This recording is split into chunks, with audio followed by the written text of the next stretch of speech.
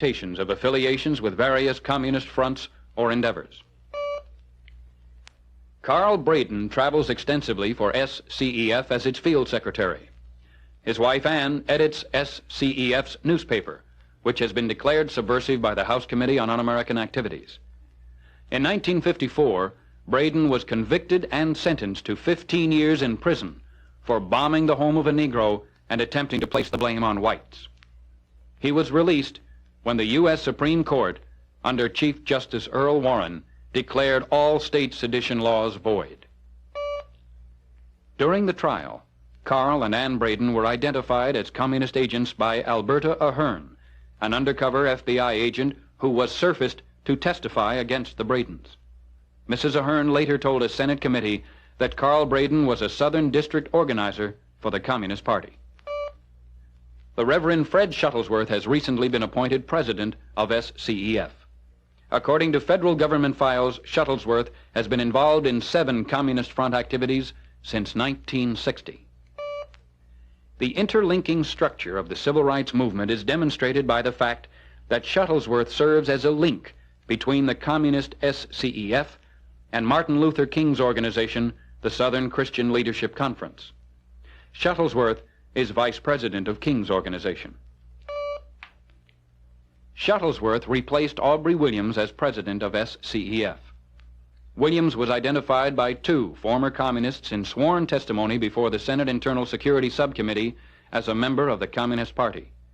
Federal government records show that Williams has at least 43 citations for participation in communist fronts or activities. Until it was closed by the state of Tennessee, the Highlander Folk School was closely connected with SCEF and served as a training school for the communists in the fields of civil rights and labor agitation.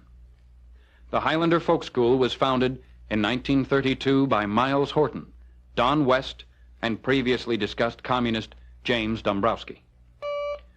Paul Crouch, former top communist functionary, testified that, quote, "The Highlander Folk School is operated ostensibly as an independent labor school, but actually working in close cooperation with the Communist Party," end quote. The co-founder of the Highlander Folk School was Don West, identified in the hearings of the House Committee on Un-American Activities May 6, 1949, as the district director of the Communist Party of North Carolina. West has been cited 18 times as having belonged to communist fronts or activities. The most famous meeting ever to take place at the Highlander Folk School occurred over Labor Day weekend, 1957. Assembled for a 3-day training session were the key civil rights leaders in the South. The meetings were directed by Reverend John Thompson, chaplain, University of Chicago, who has 36 citations for participation in Communist Front activities.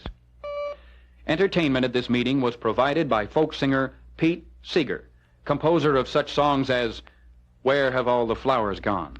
and the modern lyrics for "We Shall Overcome." Long prominent in the civil rights movement, Seeger has been identified in sworn testimony before the House Committee on Un-American Activities as a member of the Communist Party. In the lower left-hand corner of this photo, taken at the convention, is Abner Berry, who for over 20 years has been an official on the Central Committee of the Communist Party. Miles Horton, founder and director of the school, is behind and to the right of Berry. Next to Horton is identified communist Aubrey Williams, a director of the school and past president of the communist SCEF. Martin Luther King is sitting next to Williams. The highlight of the convention was the closing speech delivered by the Reverend Martin Luther King. King is the founder and president of the Southern Christian Leadership Council, commonly referred to as SLIC. When the New Orleans police raided SCEF headquarters in 1961, they discovered copies of correspondence between King and SCEF, and between SCEF members concerning King.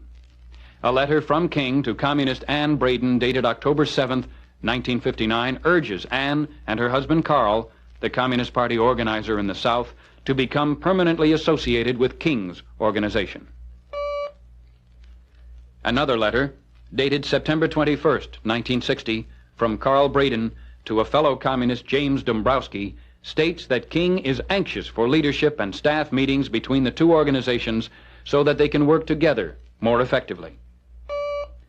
Another communique between these two communists indicates that Braden was writing the press releases for King's organization. King is shown here speaking to a slick meeting. The three in the background are three of the communists who run SCEF: Carl and Ann Braden and James Dombrowski. Shown here is a check to Martin Luther King from the SCEF. The check is signed by James Dombrowski. Among other occasions in which King has shown poor judgment include King's using the mailing plates of the National Guardian newspaper to solicit funds. The National Guardian was characterized by the House Committee on Un-American Activities as, quote, a virtual official propaganda arm of Soviet Russia, end quote.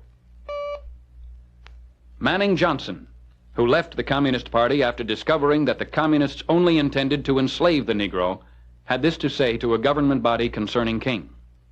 Quote, the Communists are praising King to the highest, and they are daily quoting some of his speeches which express more or less what they say.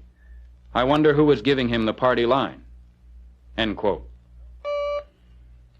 In a sworn affidavit given on September 28, 1963, and later entered in the Congressional Record, ex-FBI counterspy Carl Prussian said this about King, quote, I, Carl Prussian, a former counterspy for the Federal Bureau of Investigation from 1947 to 1960, do hereby swear under oath and penalty of perjury that from the years 1954 through 1958, I attended 5 county committee meetings of the Communist Party of Santa Clara County, California. I further swear and attest that at each and every one of the aforementioned meetings, one Reverend Martin Luther King was always set forth as the individual to whom communists should look and rally around in the communist struggle on the many racial issues.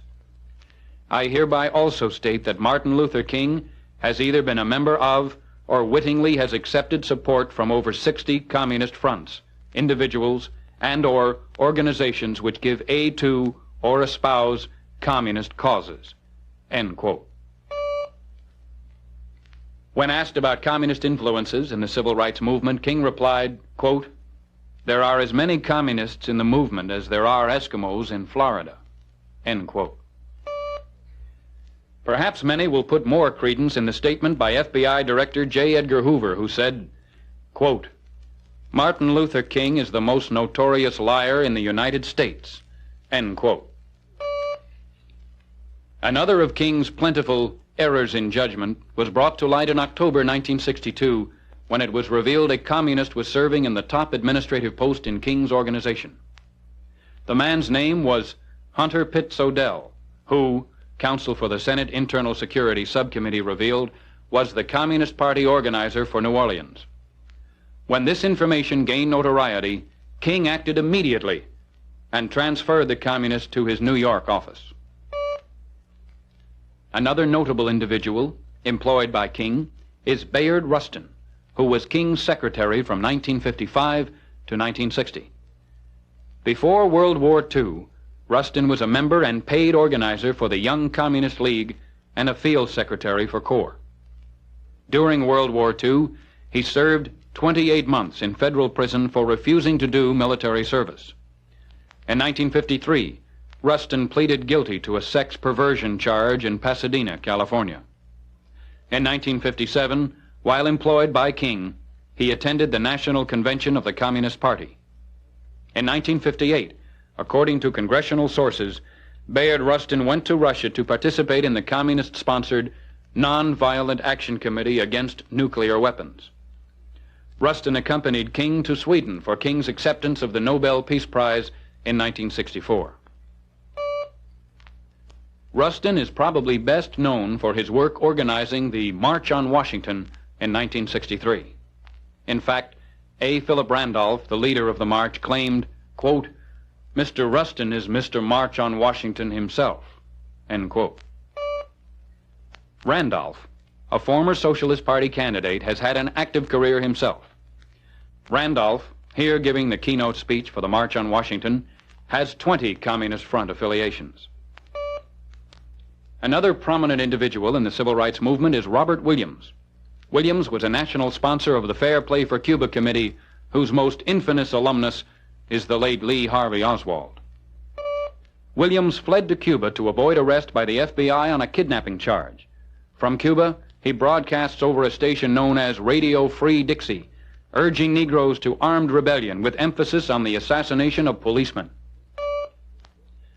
Williams, whose book, Negroes with Guns, has a prologue by Martin Luther King, and which received an enthusiastic review from Ann Braden in SCEF's newspaper, has recently formed an Afro-American government in exile, with headquarters in the Hotel Capri, Havana, Cuba. This is The Crusader, an 8-page monthly newsletter published by Williams in Cuba. In the paper, Williams makes it clear that not only is he a communist, but a black Muslim sympathizer. On page 5, he says, quote, "It is revolting to watch the grand parade of good Negro puppets who are being manipulated by their racist masters to perform monkey shines of derision against the black Muslims." End quote. One of the most highly publicized civil rights organizations is the Congress of Racial Equality, commonly known as CORE. CORE began in 1942 as an offshoot of another organization, the Fellowship of Reconciliation, which urged its members to, quote, "join political movements which aim at the replacement of private capitalism by a system of collective ownership."